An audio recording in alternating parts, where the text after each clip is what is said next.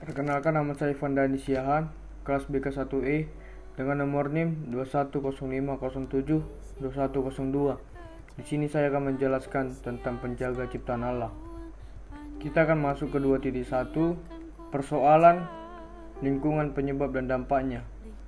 Pengerusakan lingkungan secara global dimulai sejak lahirnya revolusi industri sekitar 200 tahun yang lalu. Pengerusakan ini ditandai dengan adanya eksploitasi besar-besaran terhadap sumber daya alam di bumi.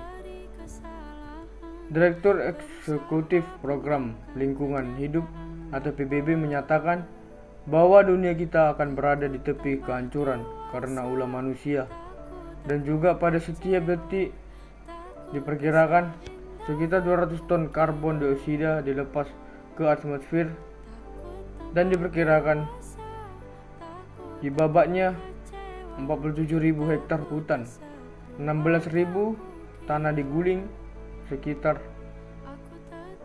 100 hingga 300 spesies hewan mati setiap harinya. Di samping itu, krisis lingkungan juga ditandai dengan ketidakmampuan manusia dalam memperhatikan kelestarian hutan yang mengakibatkan bencana longsor yang menelan banyak korban.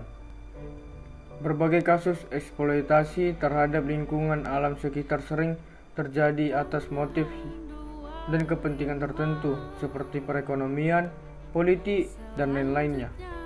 Kita juga akan membahas paradigma tentang etika lingkungan hidup. Secara etimologi, etika berasal dari bahasa Yunani ethos atau yang makna taeta, yang berarti ada istiadat atau kebiasaan. Oleh karena itu, etika sering dipahami sebagai ajaran yang berisikan aturan tentang bagaimana manusia harus hidup di dalam menjaga eksistensinya. Etika lingkungan adalah disiplin ilmu yang membahas norma moral tentang perilaku manusia dalam menjaga hubungan alam.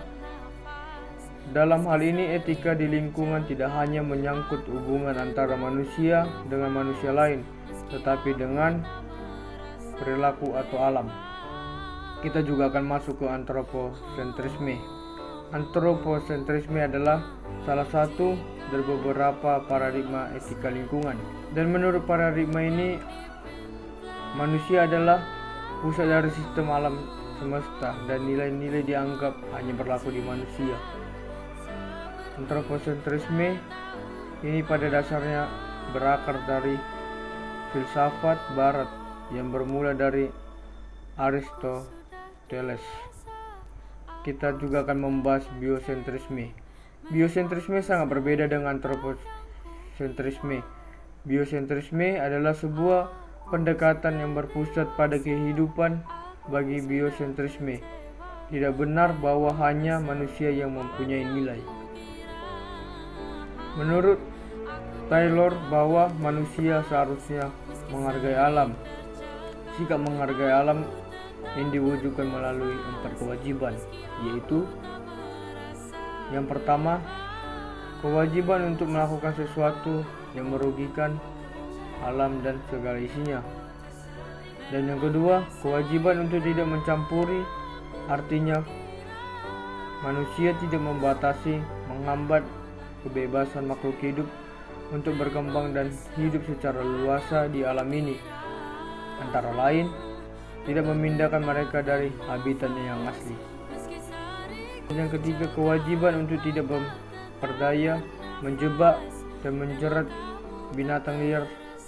Dalam hal ini, binatang liar pun dijaga dan dibiarkan hidup di alam bebas.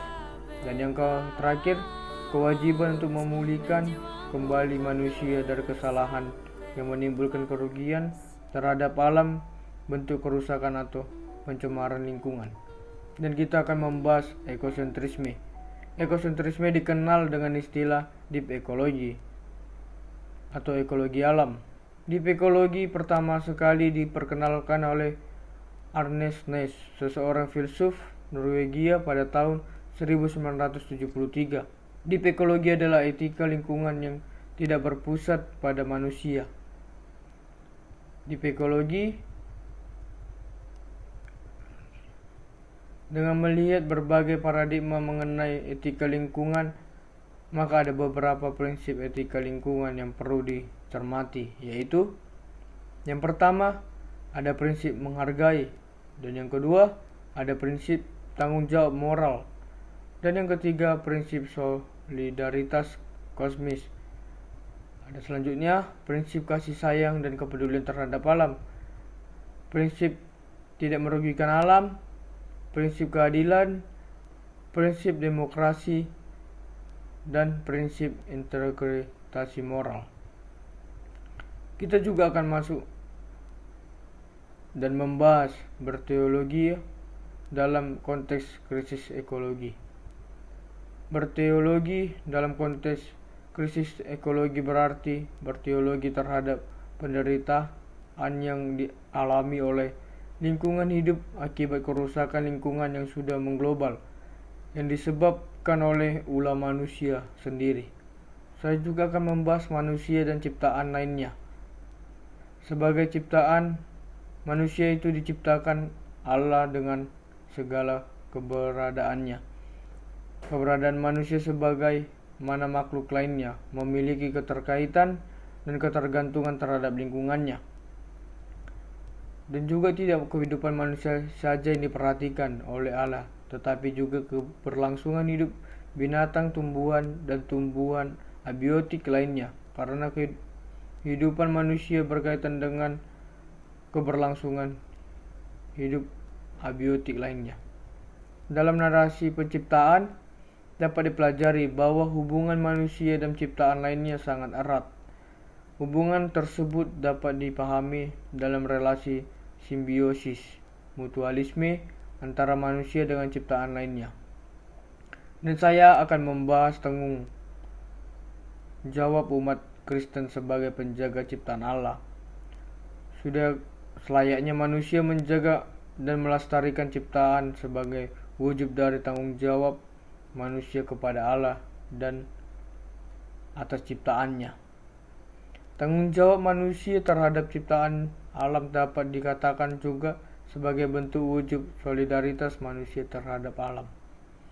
Sekian dari presentasi saya.